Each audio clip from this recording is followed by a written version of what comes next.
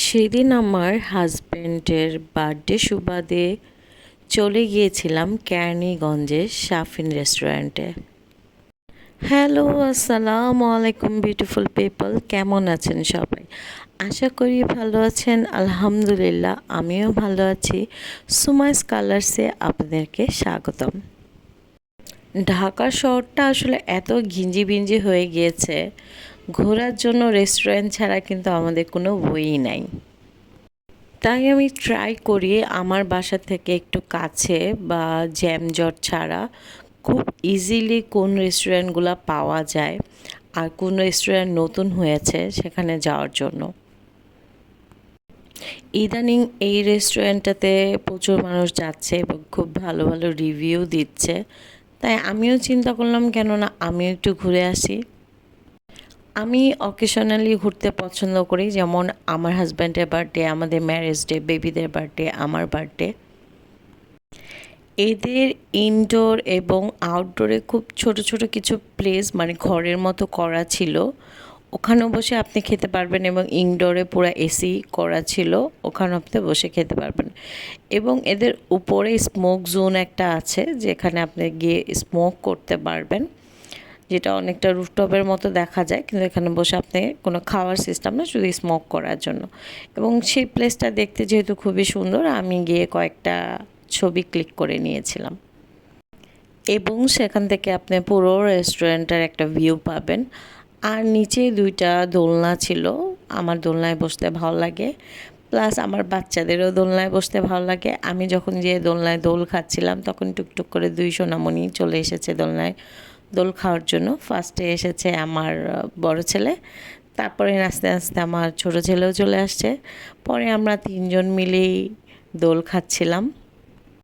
আর এই সুন্দর মুহূর্তগুলোকে অবশ্যই ক্যাপচার করা উচিত, তাই তার বাবাকে আমি বললাম, আসো আমাদের এই মুহূর্তটা ক্যামেরায় বন্দি করে ফেলো। আর আমরা অনেকটা সময় এখানে দোল খেয়েছি। দোল খাওয়া শেষ হওয়ার পরে আমি আবার ইনডোরে এসেছিলাম, এবং এদের ইনডোরে একটা বড় মিরর আছে যেটা খুবই সুন্দর। তো মিরর দেখলে তো আমার খুবই ইচ্ছা করে যে আমি একটু ভিডিও করি এবং মিররের সামনে কিছু ছবি তুলি। আমার মিরর খুবই পছন্দ। যেহেতু রেস্টুরেন্টটা খুবই সুন্দর, আমি অনেকখানি ভিডিও করেছিলাম। এটা আবার আউটডোরে আমি একটু আবার নিজের ভিডিও করলাম। আমার শাড়িটা খুবই সুন্দর ছিল, আমার শাড়ি গহনার একটা ভিডিও করলাম। আর আমার ছোট ছেলে এখানে খুবই মজা করতেছিল। এটা নিচে আবার একটু সুইমিংয়ের মতো ছিল, ও যেখানে অনেক মাছ ছিল, যেটা আমার বাচ্চা বারবার দেখতেছিল। আর আমরা পরে ইনডোরে ঢুকে আমরা খাবার অর্ডার করে দিই। এবং এদের খাবার কোয়ালিটি মোটামুটি ভালো, কিন্তু খাবারের প্রাইসটা একটু বেশি ছিল। আর আমার মনে হয়েছে রেস্টুরেন্ট অনুযায়ী খাবারের প্রাইসটাও আসলে ঠিকই আছে।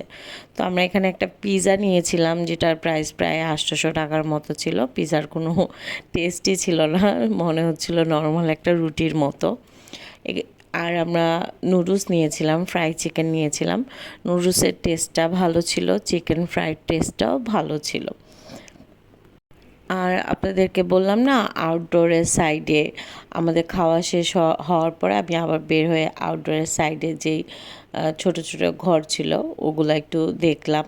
ওখানে বসে আপনি খেতে পারবেন। আর এটা ছিল তাদের রাতের ভিউ। রাতেও ওনাদের রেস্টুরেন্টটা অনেক সুন্দর লাগে দেখতে। আর এই যে এই ঝর্ণাটা, এটা তারা সন্ধ্যার পরে অন করে। আমরা যখন দিনের সময় গিয়েছিলাম তখন ঝর্ণাটা অন ছিল না। আর আমার বাচ্চাটাকে কোনোভাবেই ওখান থেকে আনা যাচ্ছিল না, কারণ ঝর্ণাটা ও খুবই পছন্দ করতেছিল। আর রাত্রেও ওরা খুব মজা করতেছিল, রেস্টুরেন্ট থেকে বের হতে চাচ্ছিল না। আর আমরা খাওয়া দাওয়া শেষ করে সন্ধ্যার দিকে বের হয়ে যাই। তো রেস্টুরেন্টটা আসলে ভালোই ছিল, সিম্পলের মধ্যে ভালো ছিল, খুব যে সুন্দর ছিল তেমন না, আবার খুব যে খারাপ ছিল তেমন না। তাদের খাবারও মোটামুটি ভালোই ছিল। তো এই ছিল আমার আজকের একটা বড় ভ্লগ। কারো ভালো লাগলে অবশ্যই লাইক, শেয়ার কমেন্ট করতে ভুলবেন না। আজকের জন্য এই পর্যন্তই, চলে যাই, টাটা।